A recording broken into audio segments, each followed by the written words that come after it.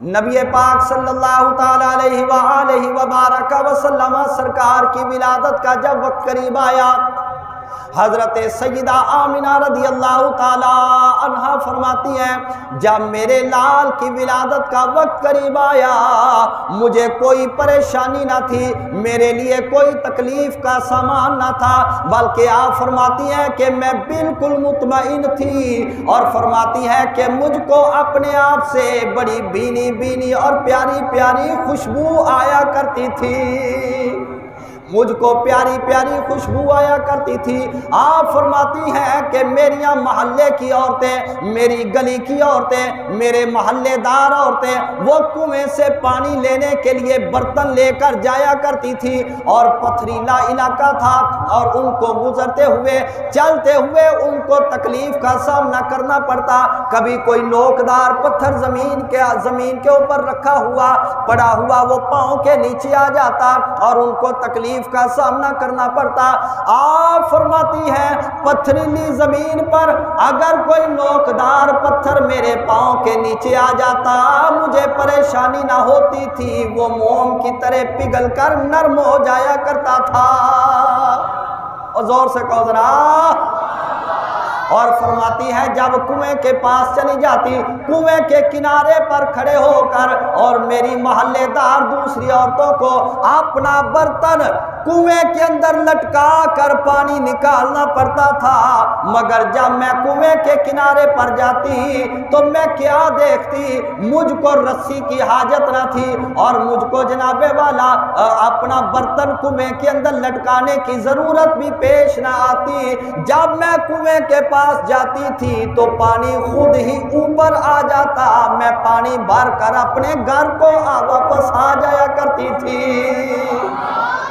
نبی پاک صلی اللہ تعالیٰ علیہ وسلم سرکار کا نور پاک جس رات حضرت عبداللہ رضی اللہ تعالیٰ عنہ سے سیدہ آمنہ رضی اللہ تعالیٰ عنہ کے پاس آیا، جب یہ امانت حضرت بی بی آمنہ کے پاس پہنچی اور اس وقت کائنات کے اندر خوشیوں کا عالم تھا، ہر طرف خوشیوں کا عالم تھا، کائنات کے اندر خوشیوں کا سما تھا، اور جن لوگوں نے محسوس کیا وہ بتاتے ہیں کہ عجیب سما تھا، ہم نے یہ محسوس کیا کہ ہر سمت مشرق کیا مغرب کیا ہر طرف اچانک خوشبو ہی خوشبو پھیل گئی، ہر طرف جناب والا معطر و منبر ہو گیا۔ تو بات کے اندر پتہ چلا یہ وہ مبارک رات تھی اور یہ وہ مبارک وقت تھا جب نور مصطفیٰ سفر کر کے حضرت عبداللہ سرکار سے سیدہ آمنہ کی گود کے اندر آنے کے لیے ان کو منتقل کر دیا گیا تھا۔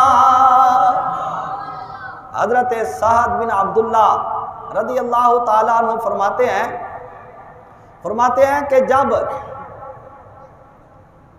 نور مصطفیٰ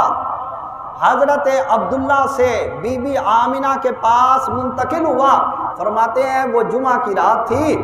اور اس وقت کیا ہوا، اللہ رب العالمین کی طرف سے اعلان کر دیا گیا تھا کہ آج جنت کے دروازوں کو کھول دیا جائے، اور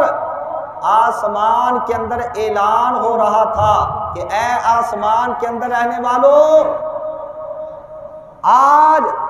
جنت کے دروازے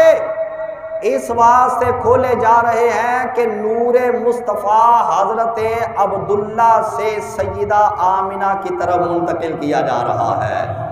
اور ایک روایت کے اندر آتا ہے اس وقت ان دنوں میں قریش کے اندر خشک سالی تھی، تنگی کا سامنا تھا، قحط سالی کا دورہ تھا، مگر اچانک کیا ہوا، زمین سر سبز و شاداب ہو گئی، درخت جو خشک پڑے تھے ٹہنیوں پر پھل کا نام و نشان تک بھی موجود نہ تھا، اچانک دیکھا گیا کہ وہ پھلوں سے بھر دیے گئے، پھلوں سے لدے ہوئے نظر آنے لگے، اور اس سال کا نام پھر سنۃ الفتح والابتہاج یعنی سر سبز و شادابی اور خوشحالی کا سال رکھ دیا گیا۔ تو بعد کے اندر پتہ چلا کہ یک لخت یہ جو تبدیلی آئی اس کے پیچھے حکمت یہ تھی کہ یہ اللہ کے محبوب علیہ السلام کے نور پاک کو سیدہ آمنہ کے پاس منتقل کر دیا گیا تھا۔ تو جب نور مصطفیٰ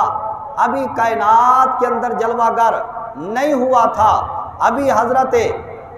سیدہ آمنہ کی گود میں آنے کی تیاریاں کی جا رہی تھی، اس وقت تو یہ عالم تھا کہ کائنات کے اندر خوشیوں کا سما تھا، اس وقت تو یہ عالم تھا کہ کائنات سے خشک سالی کو ختم کر دیا گیا، جناب والا قحط سالی کو دور کر دیا گیا، سر سبز و شادابی ہر طرف عام کر دی گئی، اور جن درختوں پر پھلوں کا نام و نشان تک موجود نہ تھا ان کو پھلوں سے بھر دیا گیا۔